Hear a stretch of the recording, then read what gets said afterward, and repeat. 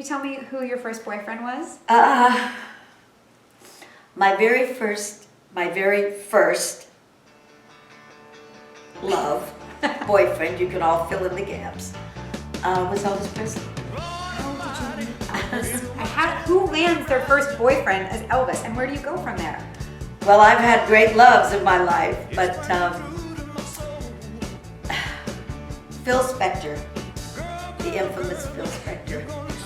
My life is so checkered. Fell in love with my singing voice when I was in junior high school. And one day he came up to me and he said, Annette, my roommate, Annette, you have $10? And I went, $10? I don't have 10 cents. He said, well, if you can get together $10, you can come cut a record with us. Wow. And I'll write a song for your voice. I'll throw that in. And I said, well, I have to go to my mom and dad. So I went to Phil and I handed him the $10. And he said, okay, you're in the group. That's all it took for about $10. $10. And you want to be a star? And That's it. Wow. So we went to the studio and cut the flip side of the record. And my voice kept cutting. My part was, I'll think of you. Yes, I will. Yes, I will. But my voice would cut through because I was the girl. There were 2 boys and myself. And Marshall Lee, Phil Spector, and myself. And he said, called me up, he said, I love your voice even more on tape than I did when I heard it in person. He said, I'm really going to write that song. Wow. And 2 weeks later, he calls me in the middle of the night. Guess what I was doing? Was it with Elvis? No, it was before Elvis. My homework. Okay, yeah, junior high, of course. I was doing my homework. Doing your homework. I was going into high school, but I wasn't there yet. And he plays it for me. No, that's how Phil sounds. No, him, yes. And he said, what do you think? What do you think? And I went, oh, it's really nice. So he said, be here tomorrow. We're going to rehearse. We're going back in and we're going to cut it. I said, but Phil, I don't have a car. Because he would always pick us up. Yeah. And I have no way to get there. He said, take the bus. So I did. Because I lived way down and he was up in Fairfax High. And went to his house and his mother was always screaming. Mother Bertha. Always screaming. And Shirley, they were screaming and screaming. Wow. So we left. I think that was on Hayworth. And we went to Marshall Lee's garage where we rehearsed. We rehearsed it. We went into the studio. I did it in 2 takes. 1 for balance. 1 all the way through. Never, ever spliced a word. 2-track. Wow. Stan Ross was the engineer. He became so famous. Gold Star was the studio.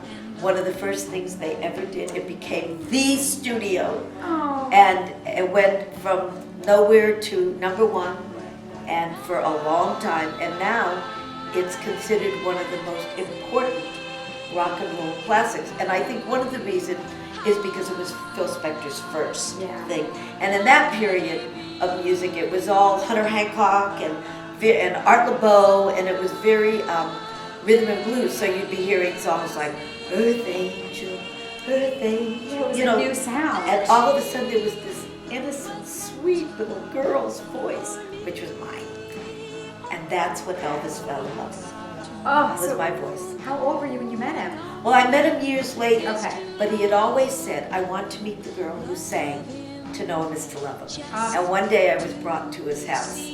So I walked in and I was standing, his first words out of his mouth to me were, so why did you name the group the Teddy Bears? Because that was the name of our group, the Teddy Bears. Oh my God. And I didn't know what to say. So I went, just want to be your teddy bear. I think he fell in love with me because of my insanity. And wait, Carol, how old were you? And I how old was probably, well, he was much older than me. Okay. Let's see. I would have probably been around 19. I was not jailbait. And he had already legal. He made the movie. I was legal. And he had already met Priscilla. Oh, wow, okay. But he hadn't married her. Okay. You know, because she hadn't moved to Graceland yet. Okay. But he was fascinated by, he thought we looked alike. a lot alike because we had both had dark hair at the time Yeah. and light eyes. And now she's my neighbor. How funny is She that? lives right down the street from me. Isn't you- that funny? Did you guys become friends then or more now? Well, we talked, and I did her first movie Oh, wow. that she was ever in called Love is Forever. Love is Forever, Laura Branigan. Got it. And I wrote the theme song with Lee Holdridge. Wow. And that was the first film that Priscilla ever did before all the All the other projects. the gun films, Yeah. you know. And so we did talk a little bit about Elvis. He was very kind to me. We went together for 9 months.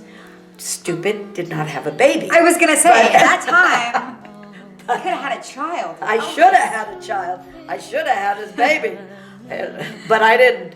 So that was my first boyfriend. Wow. Dear me. And my mother, so he calls the house once. Oh, wow. And my mother picks up the phone. And she says, because my real name's Annette. And she says, Annette-la, there's an Elvis Presley on the phone for you. She didn't know who he was? She didn't want me being anywhere near him Oh. because of his swiveling of the hips. Oh my God, that's awesome.